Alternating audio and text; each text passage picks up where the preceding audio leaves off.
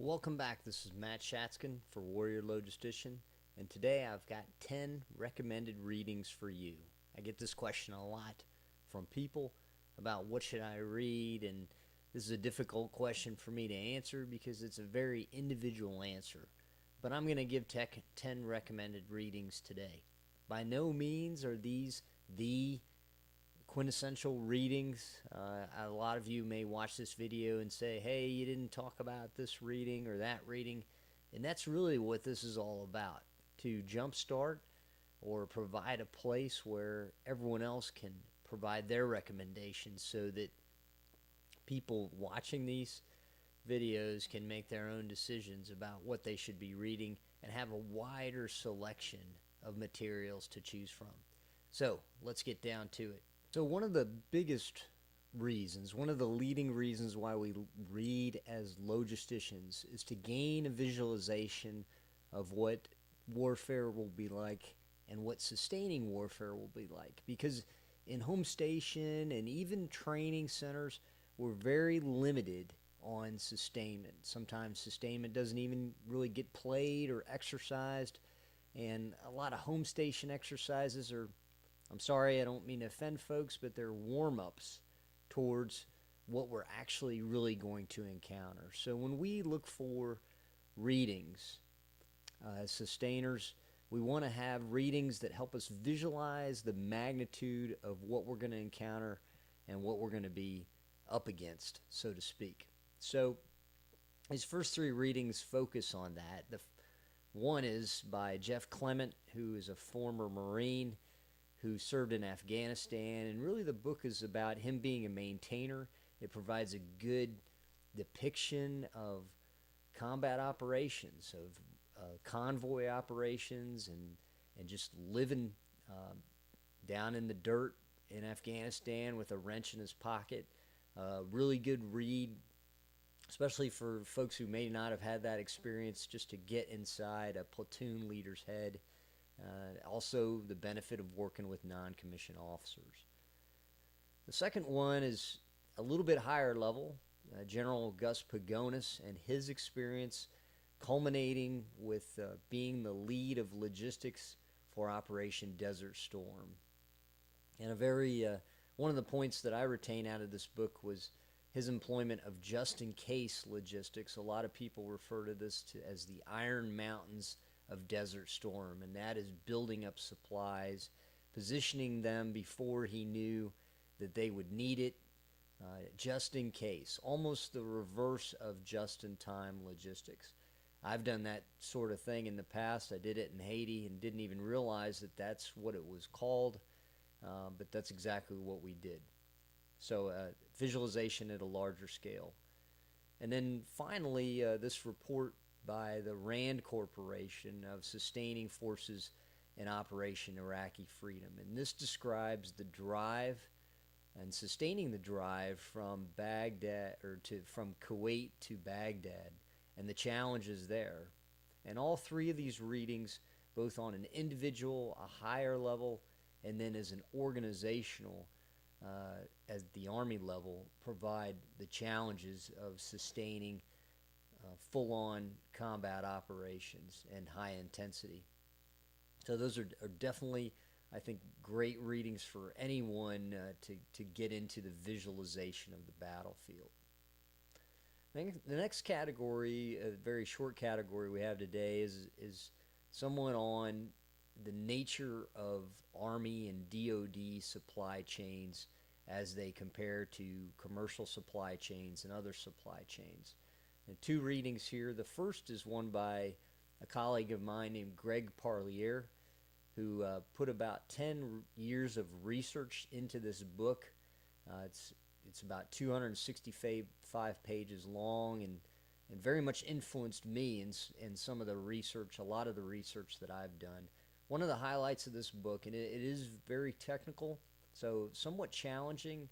You've got to be disciplined to stay with it, but if you do, there's a lot of payoff and a lot of good nuggets in there. One of the things Greg does is he gets down to why Army supply chains and DoD supply chains are different than commercial supply chains.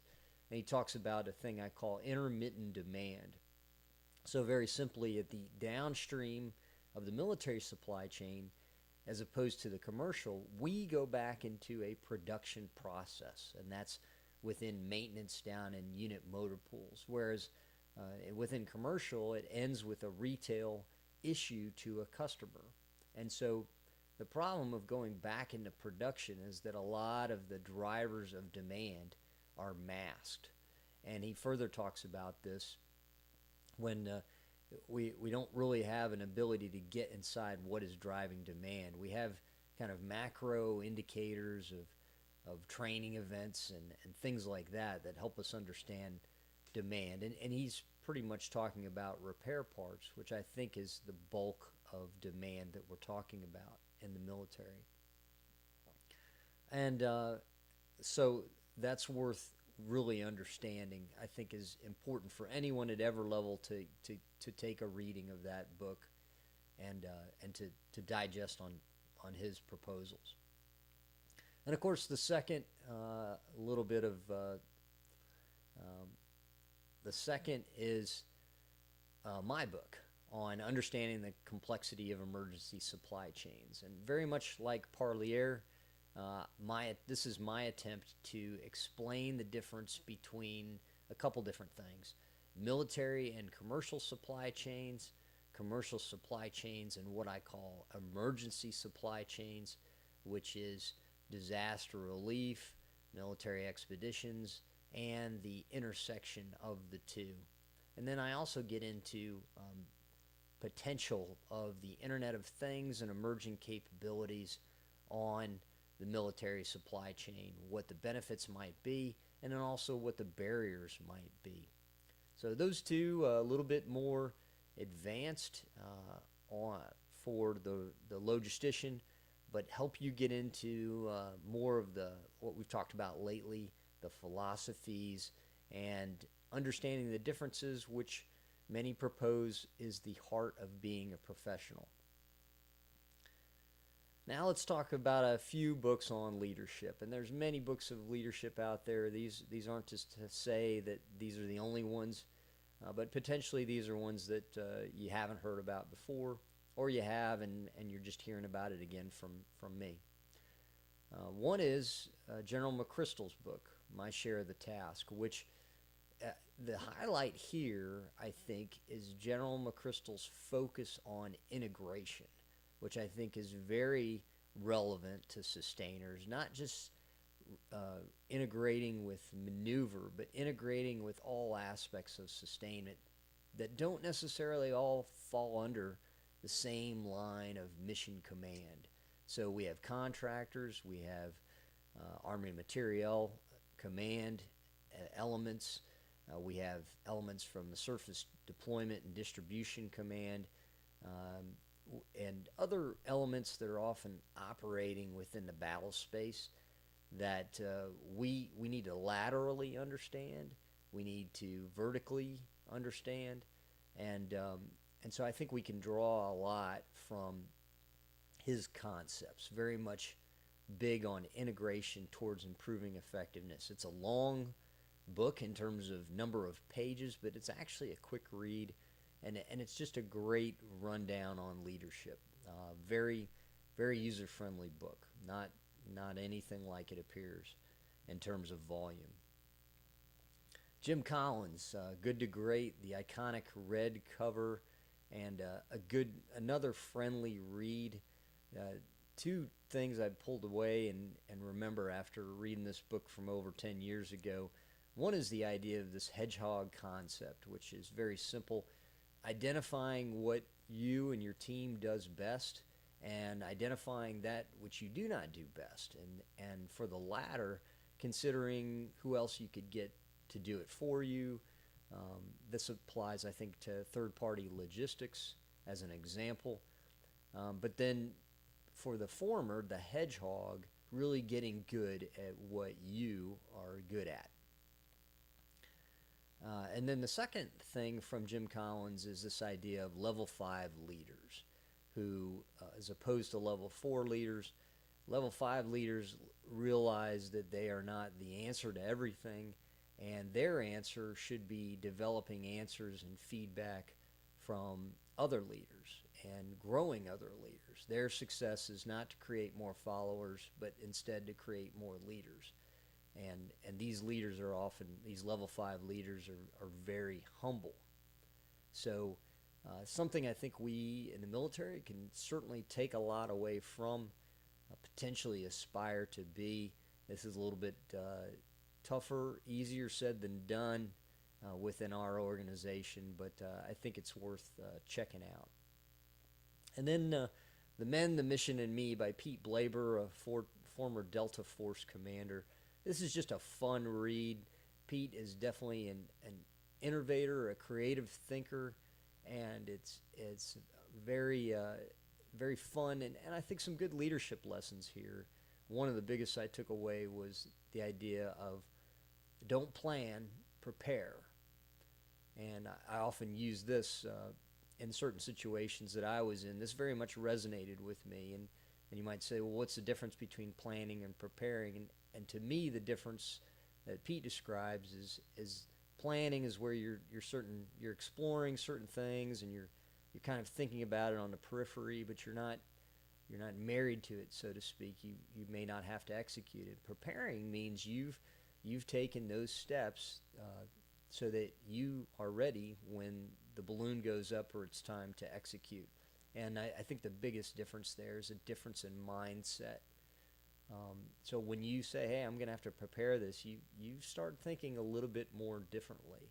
But that's just one of many ideas that Pete has to offer, and a very creative thinker and a fun book to read. Finally, the last category is some advanced reading in terms of concepts and direction. Just a few suggestions. The first is Rise of the Robot by Martin Ford. Martin Ford is an economist, so his point here is to talk about the impact of technology, various aspects of it, on our culture in terms of who's going to be working and what the impact of that is and what that future looks like. He's got a lot of data and a lot of research behind this book, and I think it's a good primer for the discussion, which is a constant discussion these days, which is what is this impact? Who's going to be working? Who will no longer have a job? And he goes into the much more strategic and national impacts of that. So very well researched book. He goes into some kind of wild ideas later in the book, but he also explores various disciplines. So a little bit of supply chain, but also education, the medical field, the auto industry. So definitely a good book worth checking out. And then Kevin Kelley's The Inevitable. I can't talk enough about this book. Probably the best book I have read lately. And both he and Martin Ford really almost do themselves a disservice in the titling of their books, because Rise of the Robots it's not really about robots. It's a compelling title, but it's also deceiving, and then it's not just about robots. It's about the impact of all things technology. And similarly, Kevin Kelley's book is not just about technology. When we hear about technology, we tend to think about devices like iPhones or tablets, and Kevin's book is much more than that. He was the editor of Wired magazine for a number of years. He's written several other books, so he's got some very wild ideas about how the world has changed and how the world will continue to change. So if you really want to get out of your foundation and push your mind, Kevin Kelley's book is the book to read. And in a future podcast, I'll have some guests on, and we'll talk some more about that book and its potential impact, which I think is very profound. And finally, to close today, what's the book I'm currently reading? Well, it's called The Sharing Economy, and it's about how our economy has changed from a centralized hierarchy base where corporations owned capabilities and offerings to a a shared base where we have things like Uber and Airbnb and other means in which people can become vendors, essentially. And so this is shifted back into a market economy. And so the reason I'm reading this book is for a number of reasons. One, to broaden my mind and think beyond just conventional disciplines of supply chain and otherwise. But two, I think there's a lot in this in terms of the sharing of education and knowledge, and that's what this video is all about. To come to a quick close, these 10 readings with one bonus that I've described today are not the only 10. They're not meant to be the only 10. They're meant to be 10. And what I would like you to do is to offer some of your ideas, some of the books that have affected you that you think would be beneficial to military logisticians, to military leaders, and anyone else who's looking for valuable, impactful books and material to read. So I look forward to your comments.